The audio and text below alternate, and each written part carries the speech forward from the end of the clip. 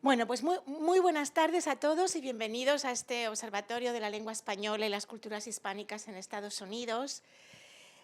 Hacía mucho tiempo, decía, que esperaba yo tener la alegría y la satisfacción de recibir como ponente en este centro de investigación del Instituto Cervantes en Harvard University a la doctora Adriana Gutiérrez, brillante y muy popular, me consta, profesora de español en el Departamento de Romance, Languages and Literatures de esta Universidad de Harvard, quien lleva muchos años innovando en la didáctica de nuestra lengua y que amablemente ha aceptado nuestra invitación a venir aquí a compartir con nosotros su experiencia, conocimientos y enfoque pedagógicos. Pero antes de darle la palabra, permítanme que la presente brevemente. La doctora Adriana Gutiérrez es licenciada por la Universidad Autónoma Metropolitana de México y cuenta también con una maestría y un doctorado por el Colegio de México. Lleva ya muchos años trabajando en Harvard como senior preceptor de español, como decía, en el Departamento de Romance, Languages and Literatures, donde imparte cursos, por ejemplo, de español avanzado e intermedio, centrándose o enfocándolos desde contenidos importantes como la lengua y la cultura del mundo hispánico, o la escritura creativa, o el español para la salud pública, o el español para los negocios, de cuyo diseño nos va a hablar hoy. Entre sus intereses investigadores están el desarrollo de materiales culturales multimedia para la enseñanza de español o la literatura latinoamericana y española en el siglo XX, el desarrollo curricular de la lengua y la literatura en español. A ver, entonces sí. La metodología docente en la adquisición de segundas lenguas, historia oral y estudios de género y estudios culturales en relación con las mujeres latinas en los Estados Unidos. Pero además, Adriana es responsable del programa Study Abroad and International Student Support, un programa importante con el que anualmente lleva a un grupo de estudiantes a Chile, no sé si a algún otro país, pero sobre todo a Chile. Y así, en una de esas visitas en Chile, le hicieron una entrevista que he leído y en la Universidad de la Frontera, y donde Adriana decía cosas tan importantes como: si quieres que tus hijos lean, léeles en voz alta, consejo que me parece maravilloso, o también: la literatura, la lectoescritura, es la mejor manera de estimular el pensamiento crítico. Y de cómo estimular el pensamiento crítico nos va a hablar hoy, no solo a través de la literatura, sino también a través de la enseñanza de una segunda lengua.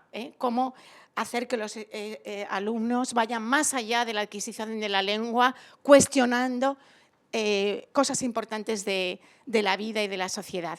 Así que muchísimas gracias, Adriana. Es un orgullo tenerte aquí con nosotros. Muchísimas gracias por la generosa presentación.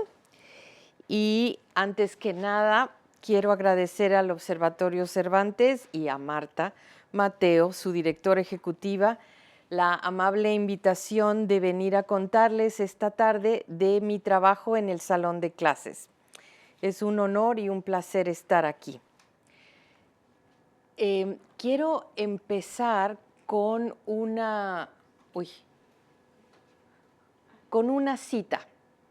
Quiero leerles esta cita que es parte del informe del MLA de 2007 sobre el estatus de las lenguas extranjeras y la educación superior. Y dice: por un lado, se considera que el lenguaje es principalmente instrumental, una habilidad que se puede utilizar para comunicar pensamiento e información. En el extremo opuesto, el lenguaje se entiende como un elemento esencial de los procesos de pensamiento, percepciones y autoexpresión del ser humano. Y como tal, se considera que está en el centro de la competencia translingüística y transcultural. Si bien utilizamos el lenguaje para comunicar nuestras necesidades a los demás, el lenguaje simultáneamente nos revela a los demás y a nosotros mismos. El lenguaje es un fenómeno multifuncional complejo que vincula a un individuo con otros individuos, con comunidades y con culturas nacionales. Fin de la cita. La traducción es mía. Quería empezar mi charla con esta cita porque de muchas maneras expresa la complejidad pedagógica de quienes nos dedicamos a enseñar lengua. Esto es porque aunque ahora hay un mayor consenso sobre la importancia de la multidisciplinariedad en las universidades modernas, la realidad es que la enseñanza y el estudio de idiomas siempre ha estado vinculado con otras disciplinas. Desde sus orígenes, cuando el aprendizaje de una lengua se concebía mayoritariamente como medio para traducir documentos o para realizar transacciones financieras, o para leer y traducir a los clásicos, o para viajar o trabajar en otro país, la cuestión sobre cuán instrumental debe ser la enseñanza de idiomas ha guiado el cambio curricular y la implementación de nuevas pedagogías. Según Mary Long, y cito, en Estados Unidos, un momento fundacional clave para las lenguas con fines específicos se produjo en 1946 en el área de negocios, cuando el Instituto Americano de Comercio Exterior, más tarde conocido como la Thunderbird School of Global Management, se convirtió en la primera institución estadounidense en crear un plan de estudios integrado en el que los estudiantes combinaban el estudio de idiomas distintos del inglés con contenidos de negocios y estudios regionales y culturales.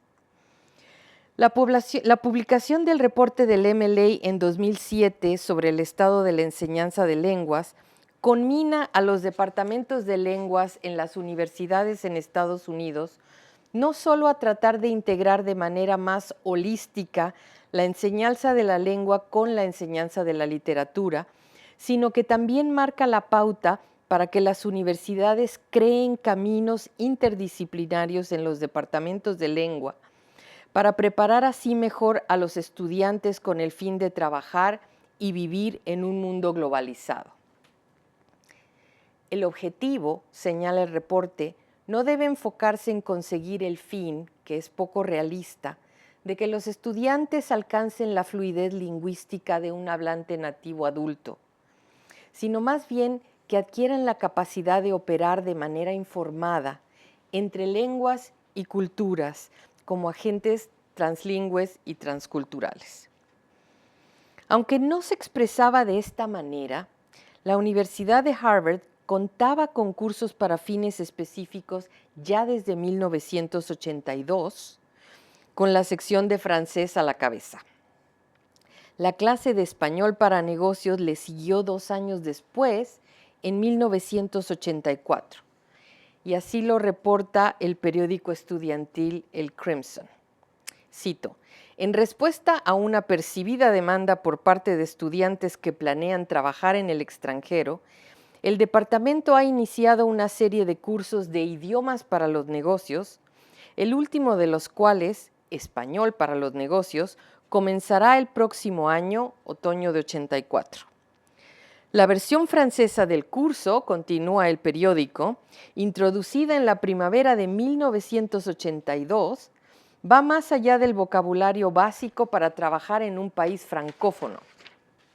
Los estudiantes aprenden prácticas comerciales francesas específicas, como las relaciones laborales, y están preparados para tomar el examen de la Cámara de Comercio de Francia, decía la Senior Preceptor Judith Frommer, quien impartía el curso.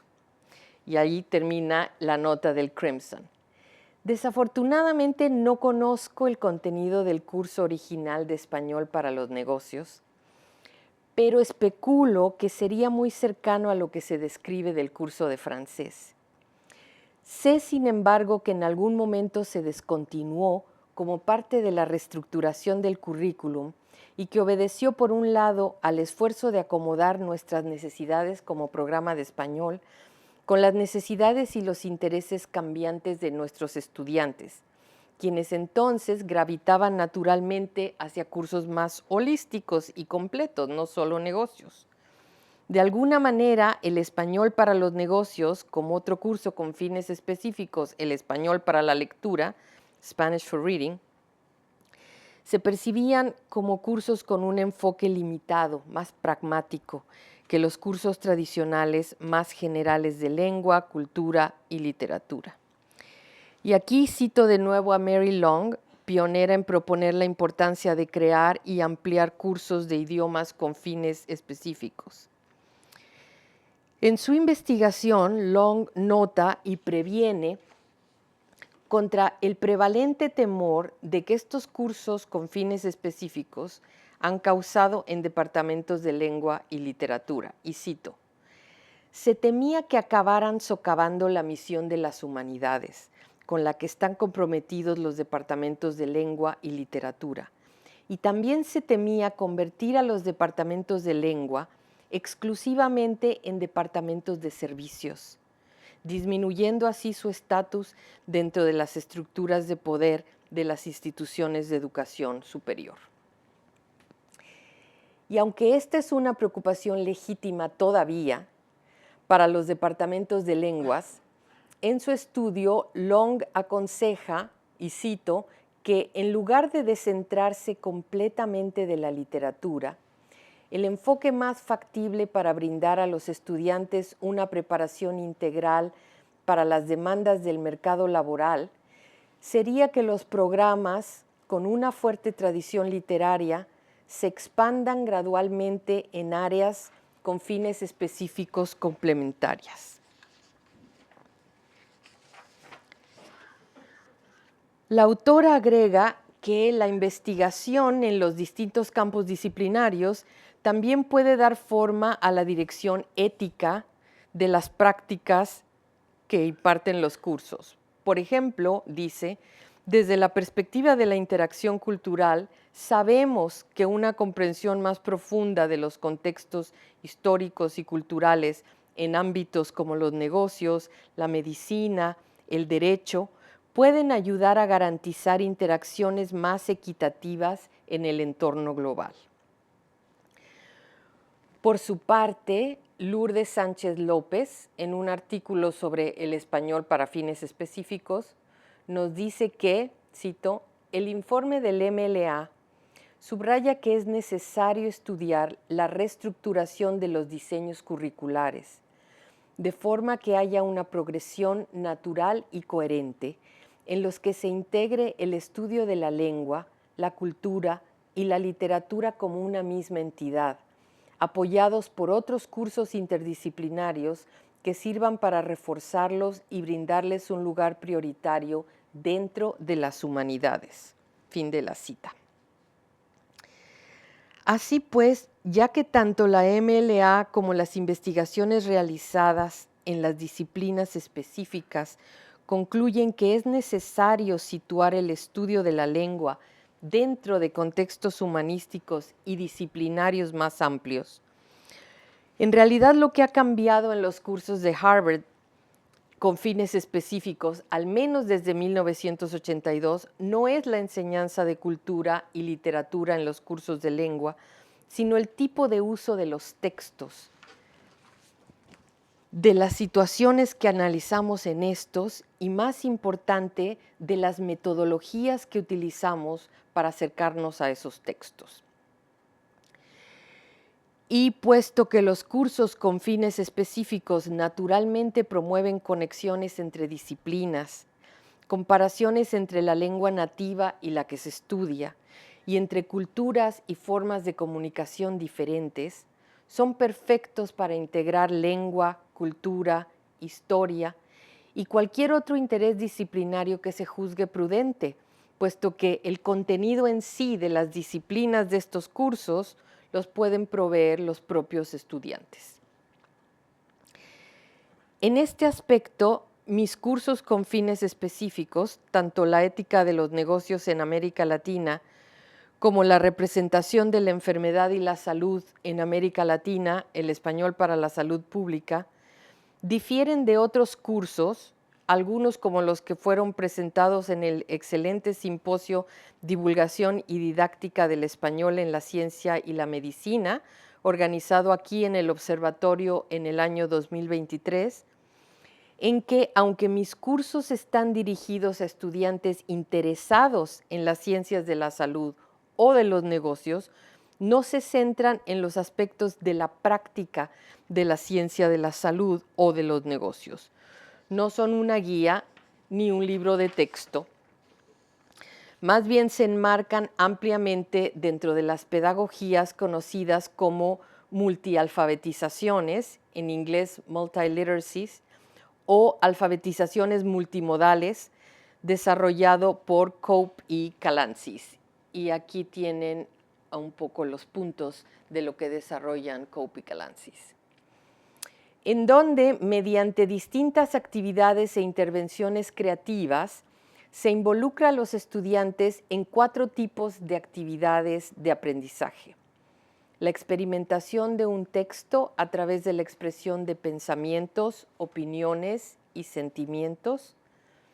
La conceptualización de las relaciones forma-significado expresadas en un texto. El análisis de la importancia sociocultural y las consecuencias del significado textual. Y la aplicación del conocimiento aprendido de un texto para producir lenguaje de maneras nuevas y creativas. Kate Pisani agrega que, cito, puesto que este marco incluye una variedad de procesos de aprendizaje cognitivo, la comprensión, la evaluación, la creación, y fomenta tanto el desarrollo del lenguaje como el pensamiento textual, no es un marco ni específico ni de nivel, no es un marco específico ni de nivel ni de contenido. Más bien, la alfabetización multimodal puede servir como un enfoque de instrucción coherente aplicado en todo el plan de estudios de lengua extranjera a cualquier género textual. En los 3 niveles y cursos de español bajo mi responsabilidad en nuestro programa de lengua, el objetivo, tanto para el equipo de instructores que coordino como para mí, es utilizar este marco interpretativo de manera creativa para facilitar que los estudiantes utilicen sus habilidades críticas de lectoescritura, orales e interpersonales en español. Es asimismo una práctica pedagógica flexible que servirá para que los nuevos profesores de español que se están entrenando bajo mi supervisión exploren e implementen un protocolo metodológico que pueden adaptar a la enseñanza de cualquier tema o de cualquier nivel de especialización. Alfabetización multimodal o alfabetizaciones múltiples o multimodales. El modelo de alfabetizaciones múltiples conceptualiza y coincide punto por punto con un gran protocolo de lectura, el que ha propuesto la profesora Doris Sommer de nuestro propio departamento de Harvard y al que ha llamado pretextos, un nombre lúdico en alusión a que se trata de una invitación a utilizar la lectura de los textos para hacer una intervención artística, la creación de un libro físico u otra instalación creativa, y a utilizar el juego como metodología de aprendizaje e interpretación textual, una que aumenta nuestra capacidad crítica y de lectoescritura. Según Doris Sommer, cada texto tiene que ser primero experimentado individualmente mediante preguntas al texto, indagaciones sobre su forma, cuestionamiento de su punto de vista, para después poder ser interpretado mediante una intervención creativa. El análisis de los conceptos y del contexto sociocultural de las lecturas puede alcanzar niveles mucho más profundos y menos estereotipados cuando los estudiantes experimentan la lectura como un esfuerzo creativo, como algo que los anima a desarrollar nuevas estructuras lingüísticas Y puesto que el proceso de pensar crítica y artísticamente es el mismo, las actividades inspiradas en pretextos pueden ser integradas a cualquier nivel de enseñanza de lengua y en realidad a cualquier texto. Y aquí les quiero mostrar algunos ejemplos. Este es un ejemplo de una actividad que hacemos mucho que se llama preguntar al texto.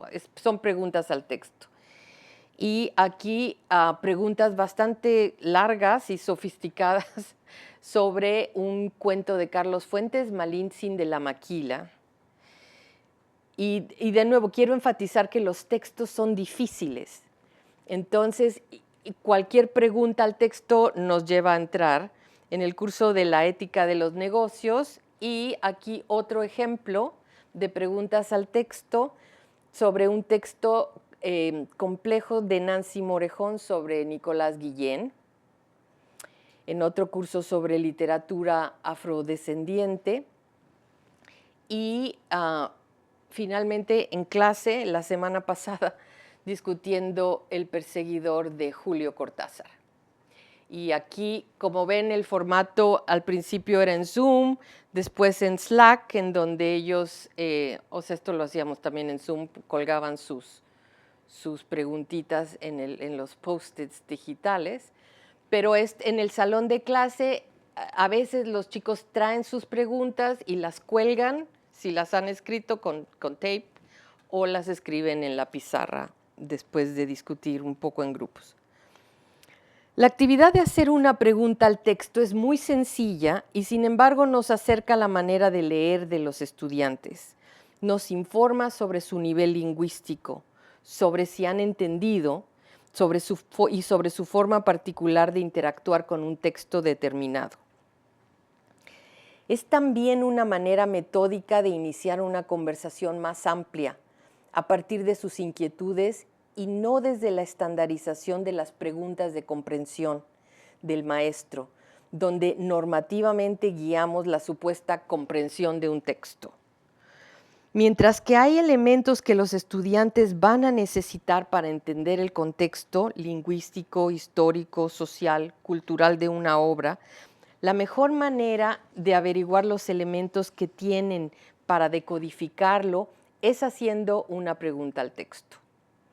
Al mismo tiempo, como metáfora del principio de cualquier investigación, preguntar al texto evoluciona naturalmente en una discusión dinámica que generalmente va incluyendo temas de análisis cada vez más profundos, conforme las preguntas hechas por los estudiantes generan otras preguntas y respuestas entre sus compañeros. En las siguientes diapositivas les quiero compartir otros dos ejemplos de cómo la invitación a jugar con el texto lleva a los estudiantes a inventar intervenciones creativas para ayudarnos al análisis y a la lectura. Aquí hay dos ejemplos para dos textos de Cortázar. Este es un árbol genealógico para leer la salud de los enfermos y como ven es súper específico, están todos los personajes, cuál es su relación, cuál es la relación entre ellos, qué está pasando en el cuento. Y aquí una carta secreta que un grupo de estudiantes escribió desde el punto de vista del personaje de mamá y que constituye en sí ya una interpretación del personaje. En la siguiente diapositiva, este es uno de mis favoritos, es una respuesta talentosísima ante la lectura de Hombre Pequeñito, que es un poema feminista de Alfonsina Storni, escrito en 1919, y ante el cual los estudiantes de español intermedio deben responder desde nuestra época. Y aquí les quiero mostrar la brillantez de este dibujo, en donde las barras de la jaula misma, están hechas del discurso machista. Las mujeres deben estar en la cocina, se repite a lo largo del arco. Y los barrotes dicen, peleas como una chica, pateas como una chica, está bien que los hombres silben a las mujeres, no pasa nada, las mujeres hablan demasiado, etc. Y la escritura del canario, que da forma al canario, son frases de empoderamiento y orgullo. El canario es hermoso, es poderoso, es fuerte, puede volar lejos y a donde quiera, y así. Este tipo de, o sea, cuando recibimos este tipo de respuestas, nos damos cuenta de que esto es infinitamente más profundo que decirles escribe un análisis y una reflexión textual sobre Hombre Pequeñito de Alfonsina Storni.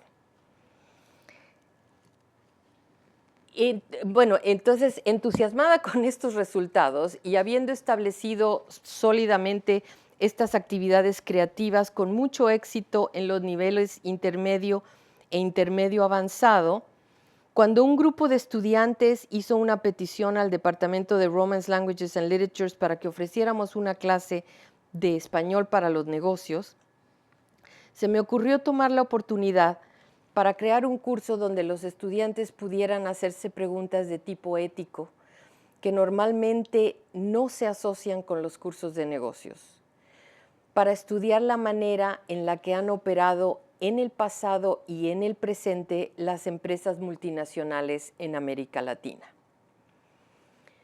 Para que las preguntas pudieran ser realmente productivas y responderse dentro de un contexto social e histórico real, estructuré el curso sobre dos ejes. Uno en el que fuéramos leyendo y estudiando a través de textos literarios, periodísticos y obras de arte, desde visuales hasta musicales, la representación y las consecuencias de los tratados económicos, de comercio y la operación de las multinacionales en América Latina. Y ahí hay, o sea, unos ejemplos de los temas. Paralelamente, los estudiantes van investigando individualmente distintas empresas e industrias que ellos escogen y que operan en la región y presentan sus hallazgos de investigación en clase mediante presentaciones orales.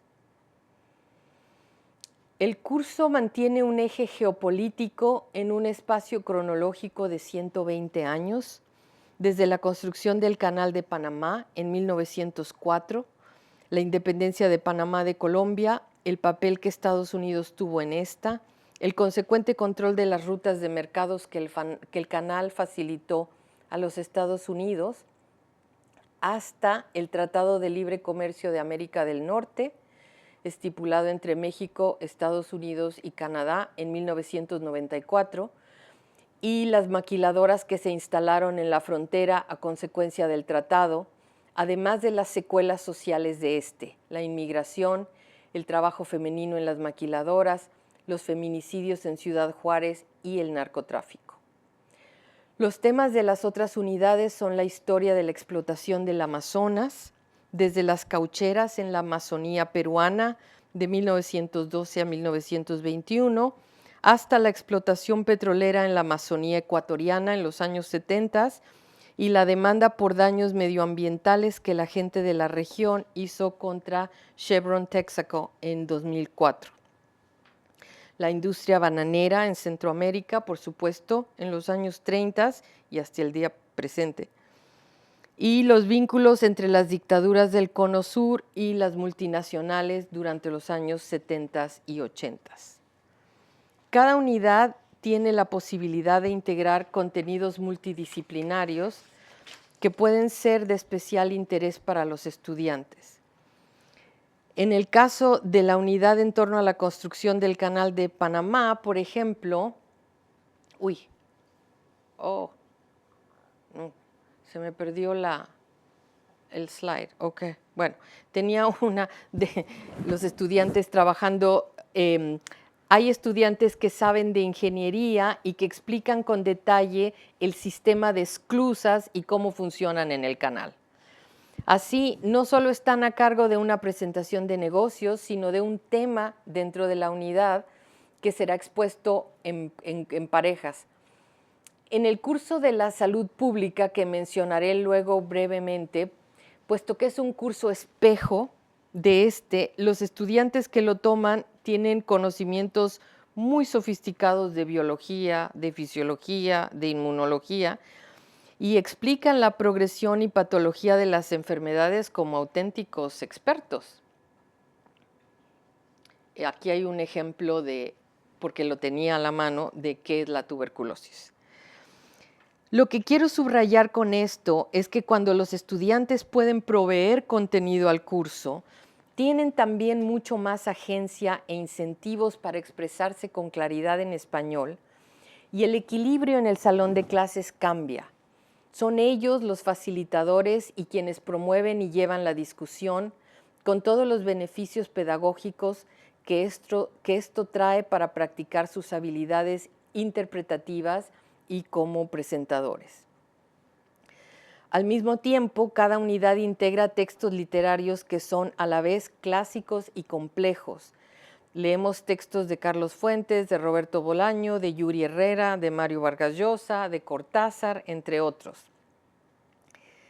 La selección de los textos es uno de los aspectos más difíciles e importantes para el curso. Tienen que ser textos que permitan hacer conexiones con temas sociales, históricos y políticos, y que al mismo tiempo requieran de un trabajo interpretativo importante. Tienen que tener un nivel lingüístico apropiado para que sean accesibles para los estudiantes, pero es más importante que el texto sea interesante y que los enganche a que sea muy accesible. La elección de un clásico garantiza su riqueza y la posibilidad de generar múltiples interpretaciones, y aquí interpreto clásico como cualquier obra de arte que resista múltiples interpretaciones a través del tiempo. Hacer una lectura cercana y cuidadosa no es fácil para los estudiantes, y puesto que parte del objetivo del curso es desarrollar la sofisticación de las habilidades críticas de lectoescritura, mi reto consiste en crear actividades en clase que faciliten esta tarea.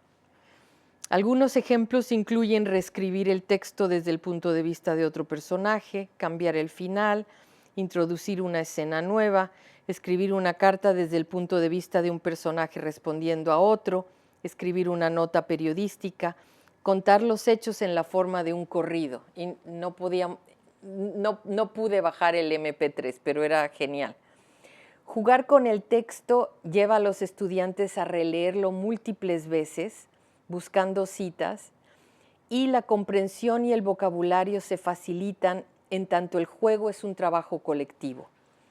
La ficción ayuda a los estudiantes a elaborar conversaciones sobre temas humanísticos y personales que son derivaciones directas del acto de leer y que al mismo tiempo permiten la apropiación y la experiencia del texto desde lo personal, abandonando así el culto y el temor al clásico y a la interpretación única dictada desde el profesor.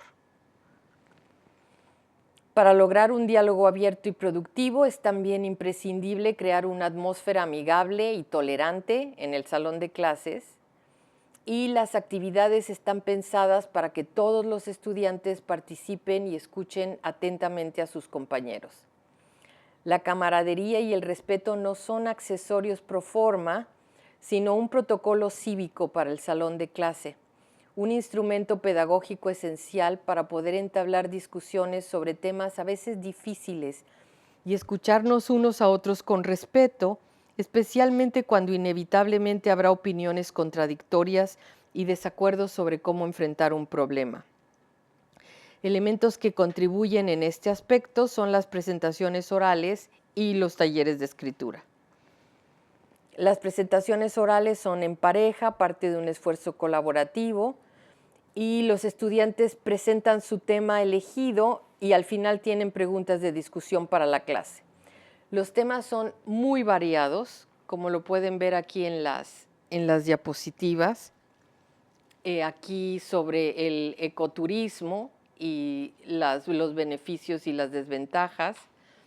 Goya, que ha tomado el mercado de la comida en Estados Unidos y que tuvo hubo un problema de consideraciones éticas cuando se alinearon de manera muy explícita con ciertas políticas de un expresidente. problemas con la moda rápida y todo lo que trae la moda rápida, apropiación cultural, México contra Antropología y Zara, usar diseños de grupos indígenas sin darles crédito, el robo de diseños, de diseñadores y sobre todo diseñadoras jóvenes. La industria de la belleza y de la cosmética, sus efectos en el medio ambiente, la monetización de la inclusión y el consumo masivo de productos, el impacto medioambiental en Chile en superficies forestales, y esto se liga muy bien con el Amazonas y lo que vemos sobre deforestación. Las controversias más graves de Uber también, y cómo se ha implementado Uber en América Latina y cómo funciona en cada país. Y otras muchas más. Una fabulosa sobre las granjas de beisbolistas en la República Dominicana y lo que eso implica en términos educativos para los chicos a los que reclutan desde que tienen 9, 10 años y cómo los sacan de las escuelas y cómo las grandes ligas de béisbol van a ver a estos chicos y les prometen y les dicen y luego a veces no los toman, en fin. El costo del turismo, no del ecoturismo, sino del turismo en el Caribe. Una también fascinante sobre Disney en Nicaragua, en donde Disney pavimentó y suplió energía eléctrica en un pueblo en Nicaragua a cambio de que se pasaran solo sus películas en el cine. Campamentos para refugiados transitorios que se convierten en permanentes, como lo que ocurrió en 2010 a partir del terremoto en Chile. O sea que estos son temas realmente importantes y que llevan, para los que no hay una respuesta única y que tienen muchísimos aspectos disciplinarios. Está el aspecto ambiental, el aspecto ético, el social, el educativo, en fin.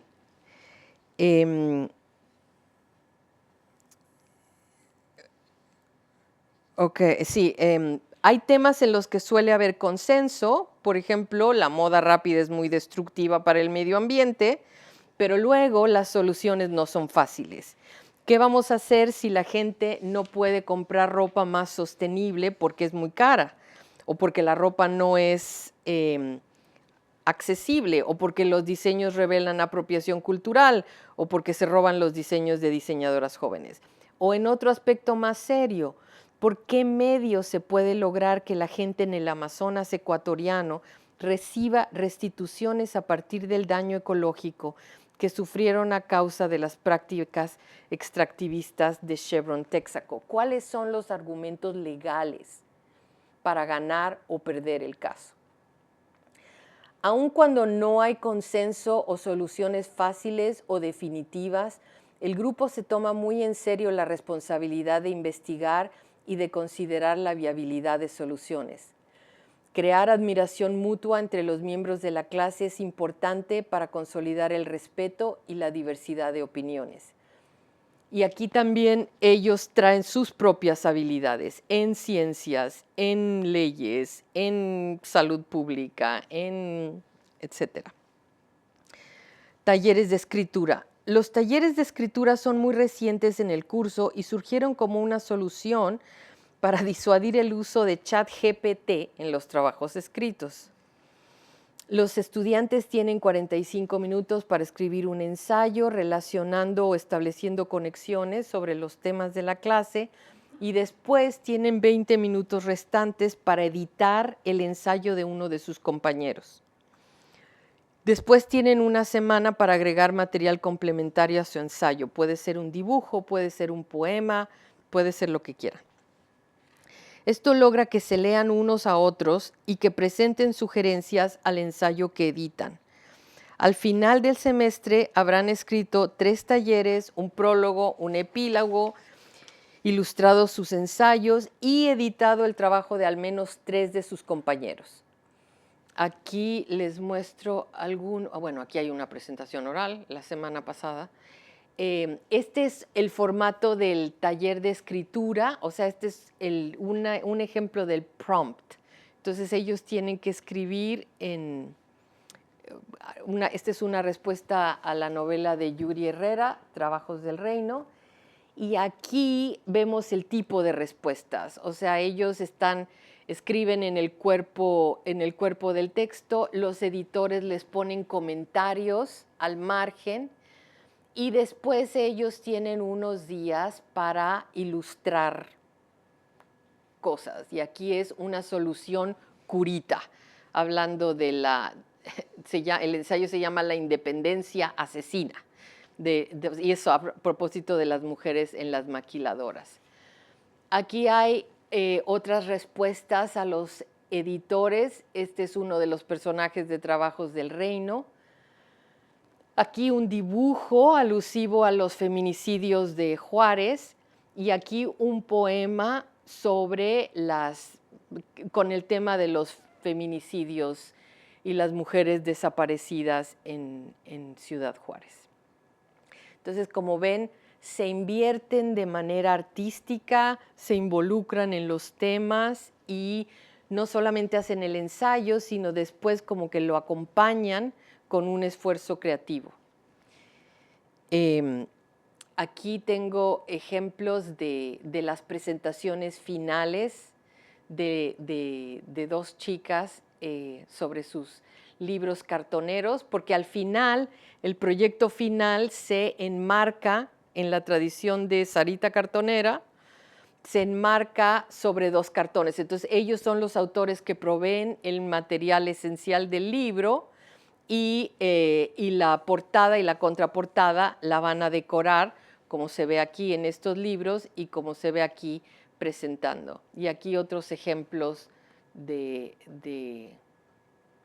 trabajos creativos. Aquí hay más, un dibujo sobre las maquiladoras, aquí una metáfora visual sobre el capitalismo y el Canal de Panamá. Y aquí los resultados finales de los libros. Aquí hay algunos libros, El precio del progreso, y aquí lo que más me impresionó es que tendemos a no cuestionar la inclusión de tecnología como parte del progreso, y aquí ellos empezaron a cuestionarlo. ¿Realmente meter más tecnología y meter más es mejor para la gente, para el ambiente, para aquí en fin, la triste verdad de los negocios en América Latina? Y más portadas y contraportadas. El problema del poder, el incendio de la selva, o sea que incluso dentro de sus temas ellos se meten en un tema bastante específico. El semestre culmina con esta actividad y de los libros decorados e ilustrados con orgullo por sus autores, y evidenciando que la creatividad y el compromiso personal con un proyecto artístico es el perfecto corolario para consolidar autonomía y agencia pedagógica como pilares del pensamiento crítico. El curso de salud pública, puesto que los cursos están hechos con bloques críticos muy similares, el curso de salud pública es un espejo del de negocios. Los estudiantes presentan e investigan las respuestas de política pública junto con los estereotipos y obstáculos sociales que rodean a una enfermedad, y nos enfocamos en 4 enfermedades: la tuberculosis en Argentina a principios del siglo XX, el abuso de sustancias y la crisis de consumo de heroína en España durante los años 80, el VIH-Sida en Chile durante los 80s y 90s y la respuesta de la comunidad LGBTQ, y la diabetes en México a partir del final de los años 90 hasta el presente. Las lecturas de Roberto Arlt, Cortázar, Pedro Lemebel, Néstor Perlonger, Lina Meruane, entre otros, informan a la clase sobre los prejuicios sociales y culturales alrededor de cada enfermedad y sirven como plataforma para la discusión, actividades y soluciones a los problemas de salud pública.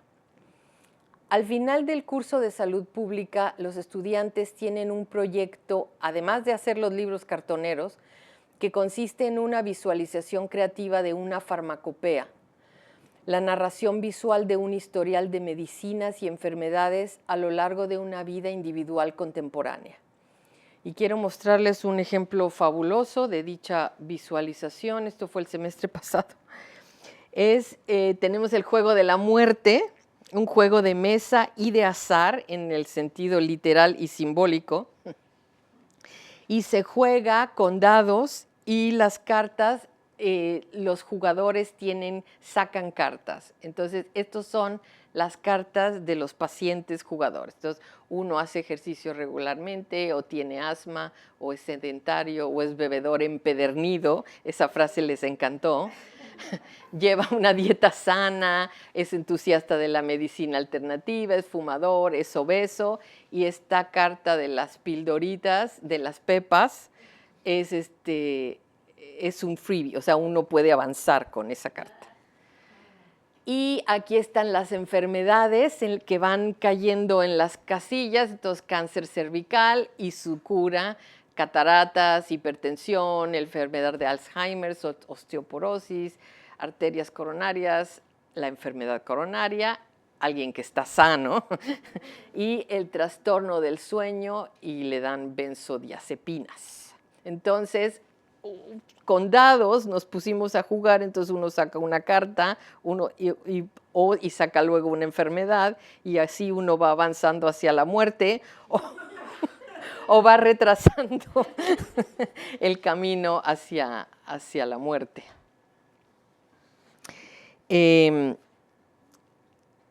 Y bueno, las conexiones que los estudiantes hacen entre uso de fármacos, aspectos sociales determinantes de la salud y las políticas públicas son muchísimo más efectivos y certeros que cuando ellos tienen acceso a un compendio de datos.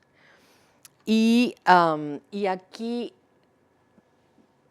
para tener tiempo para preguntas y comentarios, quiero terminar compartiendo un ejemplo de respuesta de nuestros talleres de escritura.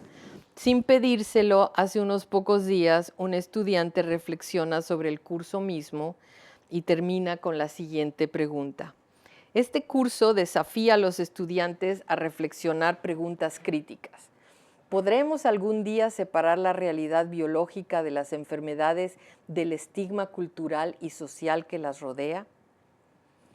Mi intención no es poder responder directamente a su pregunta, pero me confirma que mi tarea como profesora de lengua y cultura es continuar entusiasmando tanto a los estudiantes de español como a los nuevos profesores de español a seguir produciendo preguntas y respuestas donde el desarrollo lingüístico vaya a la par de la comprensión crítica tanto de las disciplinas específicas como de los contextos culturales e históricos donde éstas ocurren. Muchas gracias.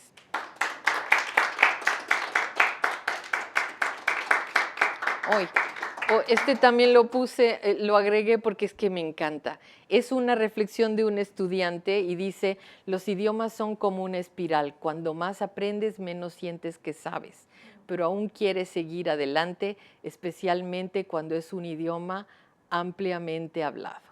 Y sigue todo el poema visual.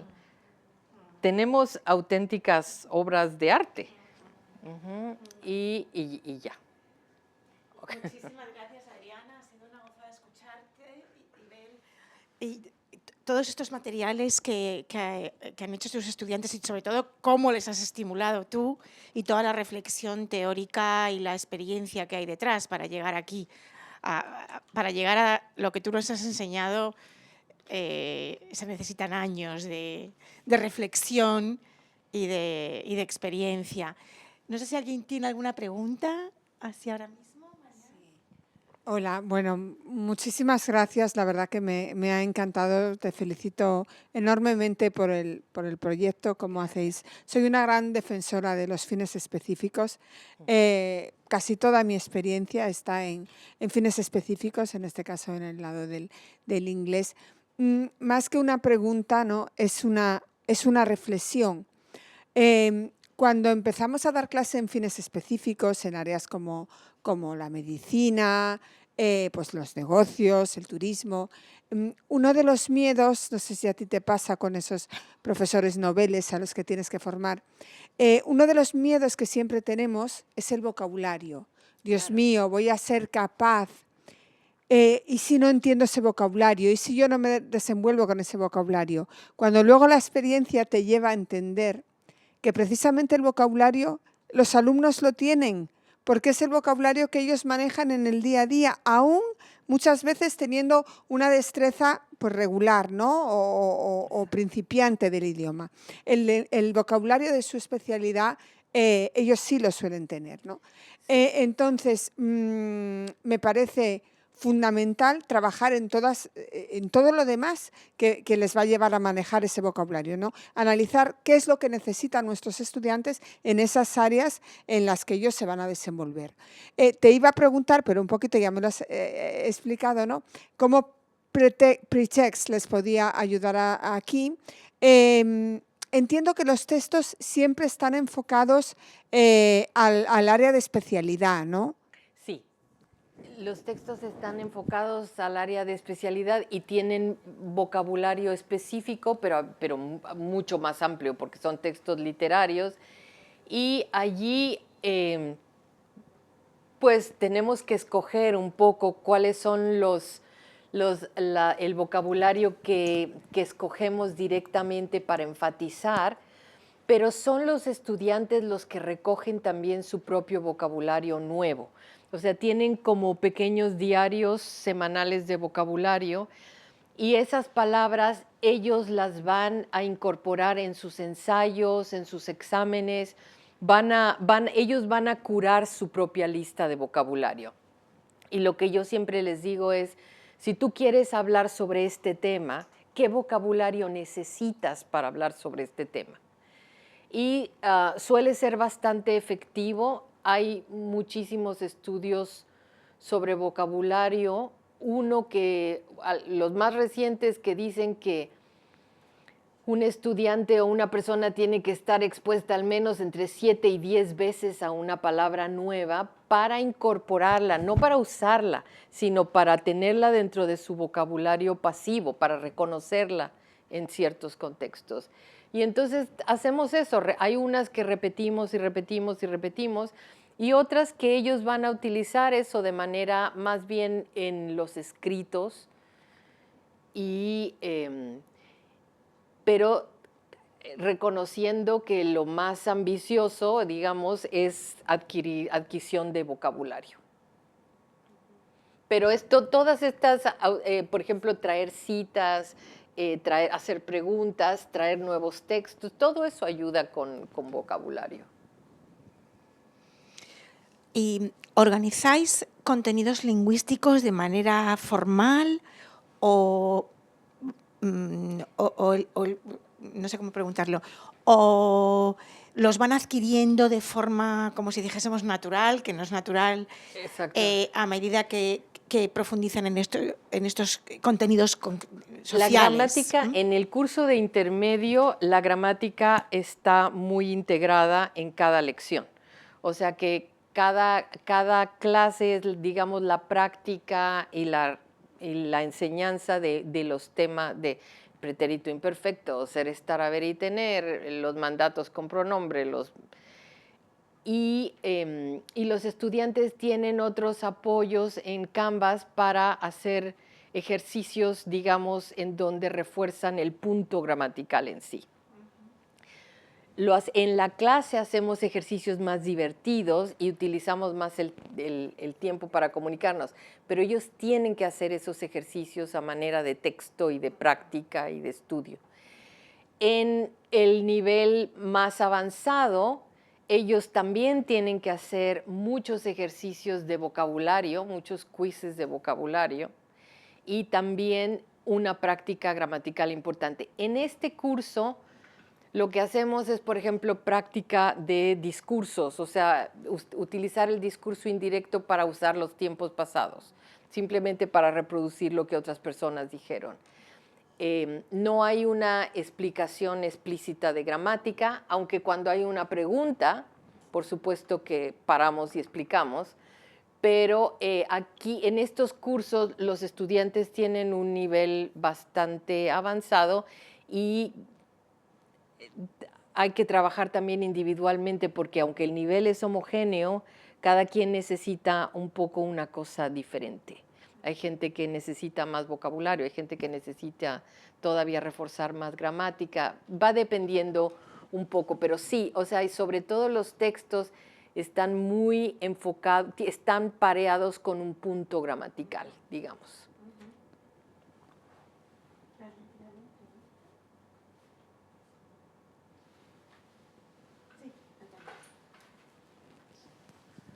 Gracias, buenas tardes. Buenas tardes.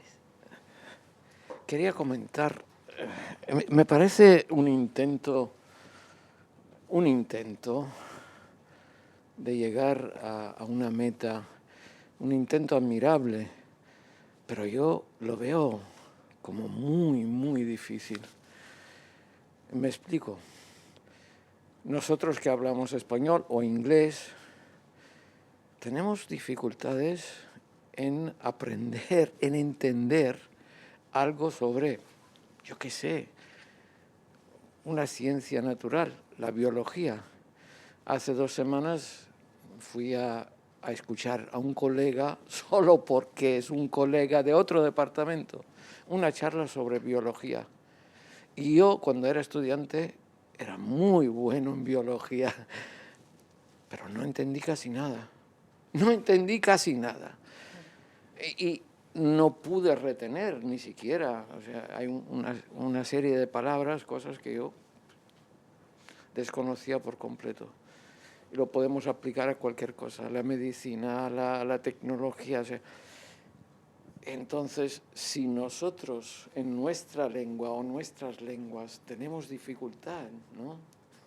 Pues hay un proceso y el proceso será largo, ¿no? O sea, estos estudiantes son estudiantes, por ejemplo, yo qué sé, negocios o de biología o de medicina. Ellos son estudiantes del college, entonces ellos tienen, digamos, tienen una concentración y algunos tienen un nivel, de nuevo, no son médicos, por supuesto, pero por ejemplo, cuando estuvimos en Chile, en los hospitales, los médicos me decían, estos chicos tienen el nivel de un estudiante de 2º año de medicina, su inmunología, su fisiología. Y parte del reto, a diferencia de tu colega en donde el público es especializado, aquí uno de los retos pedagógicos que ellos tienen es explicarle a los que no tienen esos conocimientos, o sea, hacer un conocimiento especializado para un público lego, no para un público especializado. Entonces, la tuberculosis la podemos entender todos. Yo no sé qué es la diferencia entre un Mycobacterium y un Macrobacterium, pero ellos sí. Y cuando me lo explican, tienen que utilizar todas sus habilidades en español y lo hacen muy bien. Entonces, creo que aquí también el punto es cuál es nuestro objetivo. Mi objetivo es que conozcan lo que yo les puedo dar, que es habilidades de lectoescritura en español, habilidades críticas e información cultural, histórica, de contexto a esas disciplinas, sabiendo que lo específico lo van a tener que traer ellos. Y ese es, digamos, el partnership. Porque, por supuesto que yo no soy una especialista en medicina ni en negocios, pero ellos tienen un conocimiento bastante sofisticado de las disciplinas como para que cuando se les provee el contexto cultural, histórico, etcétera, entonces ellos puedan dar un salto tremendo en términos de análisis y de discurso crítico. y sus habilidades en español, algunos se sienten bastante inseguros, algunos son hablantes de herencia y tienen que explorar distintos registros. También allí exploran y aprenden a exponer de una manera profesional en una lengua que o no es la suya o es su lengua de herencia. Y lo hacen bastante bien y después, o sea, se van a trabajar a esas compañías. O sea, la chica de Disney trabaja para Disney. El de las granjas de los beisbolistas trabaja para las grandes ligas. O sea, ellos van a trabajar en esos contextos y lo que yo les enseño es que no lleguen o que lleguen con menos prejuicios, con un mayor entendimiento de la complejidad que hay alrededor de cualquier disciplina. No sé si me explico. Perfecto. Y si no hay otra pregunta, ¿puedo preguntar Sí, otra sí. cosa? Las nuevas tecnologías, estas traducciones automáticas en Google y estas cosas, hay problemas de este tipo porque yo me encuentro, un ejemplo, una estudiante me escribía el correo electrónico perfectamente, unas cosas increíbles, pero en clase, bajo cero. Entonces digo, aquí algo, hay gato Claro. encerrado.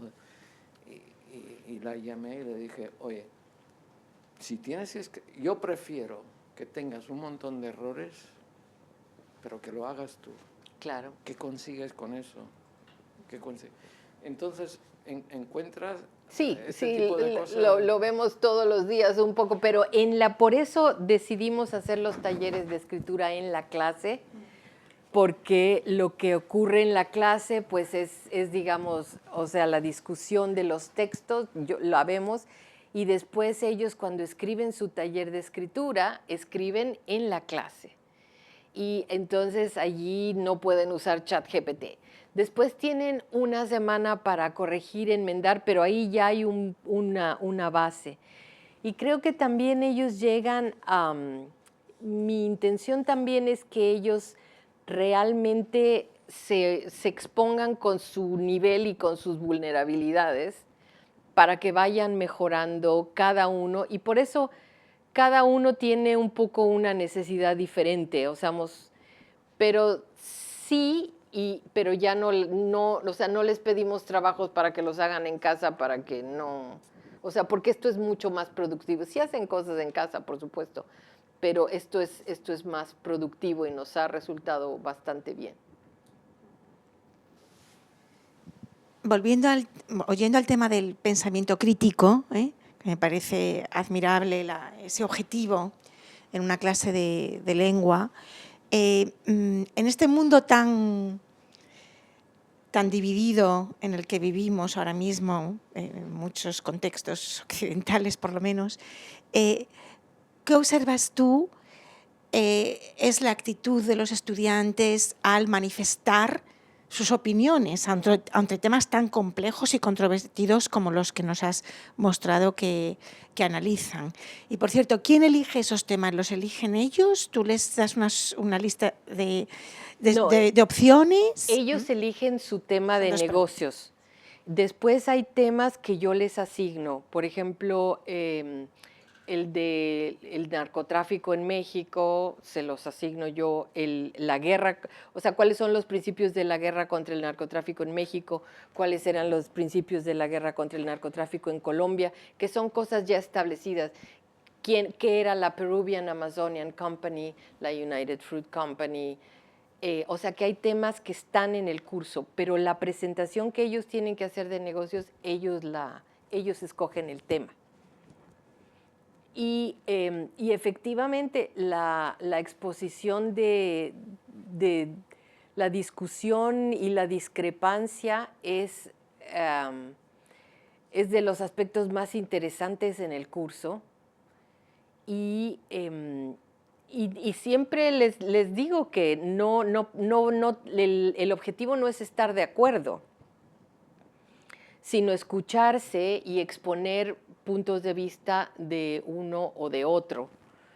Y allí vuelvo un poco al principio que hablaba hace un momento, la comunidad y el concepto cívico del salón de clase, las reglas que establecemos al principio, realmente no son pro forma, o sea, no están en el sílabo para que ellos las lean y ya. No, realmente, o sea, estamos en un círculo, cerramos todos los aparatos electrónicos, les digo, tenemos que contestarnos viéndonos a los ojos, no pueden hacer conmigo el ping pong con el maestro, sino es a todos, trabajar en parejas, y ellos cuando se conocen y realmente crean esta comunidad de salón de clase, se tienen mucho más respeto. El profesor también tiene una gran responsabilidad modelando respeto. Yo los escucho con atención, trato de ver quién no está hablando, de traer las voces más silenciosas al salón de clases, de que todos hablen. Y si uno los escucha con atención, ellos también aprenden que tienen que escucharse con atención. O sea que es un modelo que se establece y las discusiones también surgen orgánicamente de los temas que ellos van proponiendo. No es como que yo les traigo un tema difícil y ellos tienen que discutirlo, sino que van saliendo preguntas aquí y allá y a veces hay desacuerdos y se contesta, o sea, cuando hay una pregunta difícil y se quedan mirándome como a ver qué vas a decir, les digo, bueno, o sea, ¿quién quiere responder a eso con argumentos? Y se responden y se escuchan y a veces son discusiones muy buenas y a veces el tema no se toca muy profundamente. Entonces, depende de lo que sea, vamos avanzando. Y el texto nos ayuda mucho porque no hablamos sobre nosotros, sino que hablamos sobre los personajes o cierta situación o...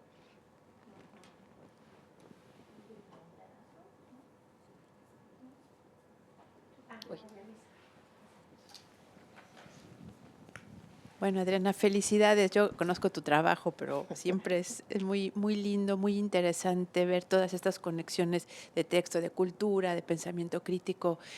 Y, o sea, sabemos que a veces hay muy poco conocimiento histórico. Sí.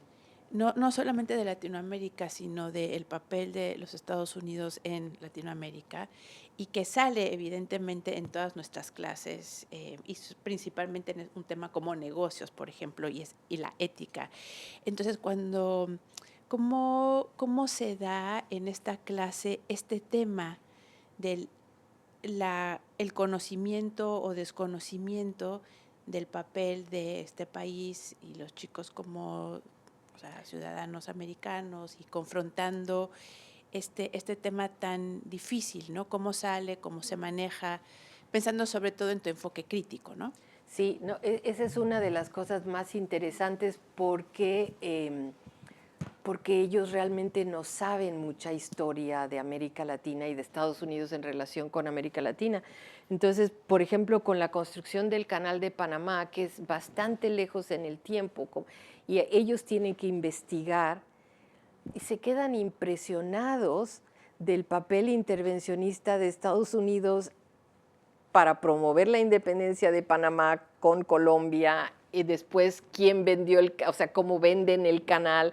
O sea, ellos van descubriendo los hechos históricos. Yo voy haciendo timelines, yo voy puntualizando cosas aquí y allá. Pero no se los tengo que mostrar mucho. Ellos se empiezan a dar cuenta. Y, por ejemplo, esta vez salió la invasión a República Dominicana a partir del béisbol, porque ¿cómo aprendieron béisbol los dominicanos? Y entonces, bueno, las intervenciones norteamericanas a principios del siglo XX, y entonces les dije, ok, averigüen cuántas intervenciones militares ha habido de Estados Unidos en América Latina, empezando en 1904. Y se quedan, claro, no lo saben, ellos mismos lo descubren. Y ese conocimiento los lleva, por un lado, a entender muchas cosas, porque claro, todo empieza a encajar dentro de este rompecabezas más grande. Entienden el papel intervencionista de Estados Unidos en todo el mundo a partir de lo que empezó con América Latina. ¿Por qué era tan importante el Canal de Panamá para tener el control de mercados? ¿Cómo se fue desarrollando? Y luego las grandes protestas durante los 60, la firma de los tratados Torrijos-Carter, todos esos son asignaciones que yo les voy dando y lecturas que ellos van haciendo y que en clase vamos descubriendo. Entonces, pues hay gente que empieza defendiendo un punto de vista y luego otro, pero en general, bueno, tenemos la historia y cómo interpretarla y vemos cómo esa historia ha impactado distintos grupos y distintos constituyentes. De hecho, llegamos también hasta la invasión de Panamá en 1989 y cómo esto se relacionó o no con la cesión de los derechos del canal en el año 2000, qué impacto tuvo, qué impacto ha tenido.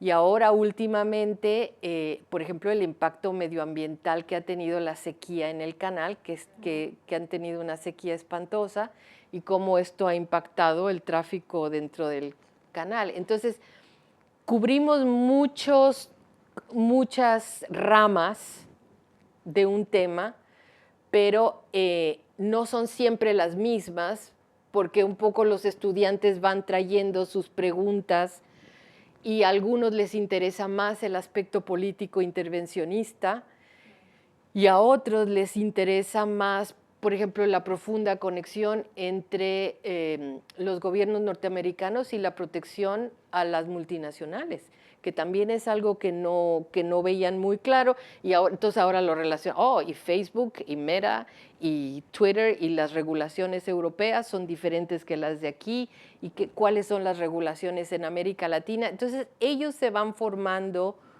una imagen, eso lo mencionan siempre en las evaluaciones, que es una imagen de Estados Unidos que ellos no conocían, pero la descubren ellos.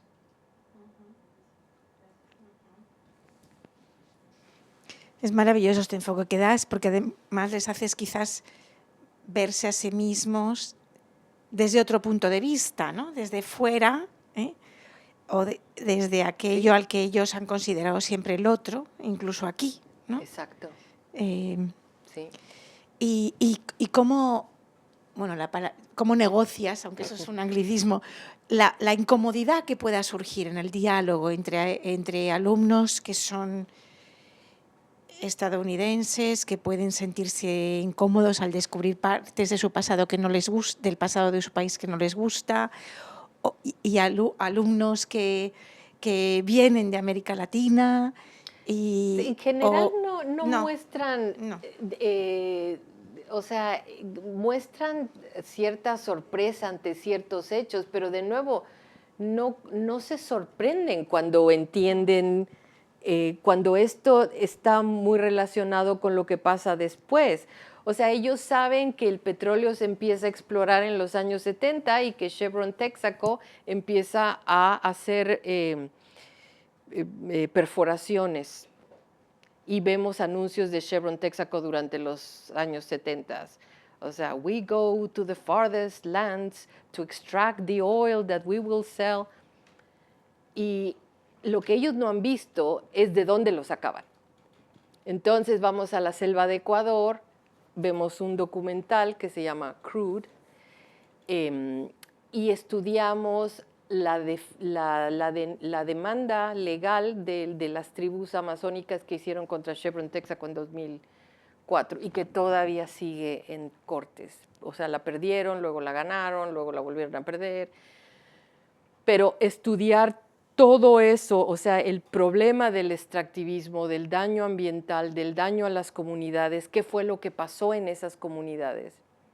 Yo no les tengo que decir nada sobre sobre el intervencionismo cuando ellos lo están viendo y ellos son los encargados de presentarlo. Por eso yo ahí no me meto. O sea, ellos les doy el tema y ellos lo investigan. Entonces son ellos los que se quedan impresionados de la impunidad de ciertas compañías, del daño que se ha hecho y del beneficio que Estados Unidos ha tenido de la extracción de productos. O sea, es un curso político, ético, filosófico en el sentido más amplio. O sea, ellos van descubriendo las aristas que les van interesando. Y de nuevo, no todos los grupos están interesados en los mismos aspectos, pero son ellos los que van proveyendo. O sea, yo les doy los temas y ellos van investigando y ellos van reportando. Y no hay quien se sienta, digo, hasta el momento no. ¿Y les animas a leer, a consultar fuentes a la hora de preparar sus trabajos de diversas opiniones? Porque puede que Claro. alguna de estas multinacionales pues haya producido beneficios supuesto, también, sí. evidentemente, y haya tenido un lado positivo y haya quien presente el lado bueno. Sí, no, y en algunos para lados, desarrollar el pensamiento crítico, me refiero. y en algunos es muy difícil. Por ejemplo, la chica que presentó el proyecto de Disney, o sea, la discusión fue realmente muy interesante y muy compleja porque, bueno, sí, o sea, les van a traer luz y les van a traer agua. Y ¿hay realmente un lado malo de ver siempre películas de Disney? Sí, no, porque lo hacen con genuina curiosidad. O sea, ¿realmente esto es una cosa buena o no? A veces no, o sea, o empiezan no saben si es una cosa buena o no. Y al final de la unidad, pues tienen más información y todavía pueden no saber si es una cosa buena o no. Pero pueden ver el lado positivo y el lado negativo, por lo menos de una manera más informada. Igual que los beisbolistas, por supuesto que, o sea, algunos chicos los reclutan y se hacen beisbolistas famosísimos, así conocemos muchos ejemplos. Pero ¿qué pasa con todos los otros que no? Y estudiar ese fenómeno y cómo los reclutan y cuándo los reclutan y qué tipo de ayudas les dan, de nuevo, los informa más para que cuando ellos estén en esas situaciones, por lo menos tengan una actitud mucho más educada, más informada, de un lado o del otro. O sea, yo no.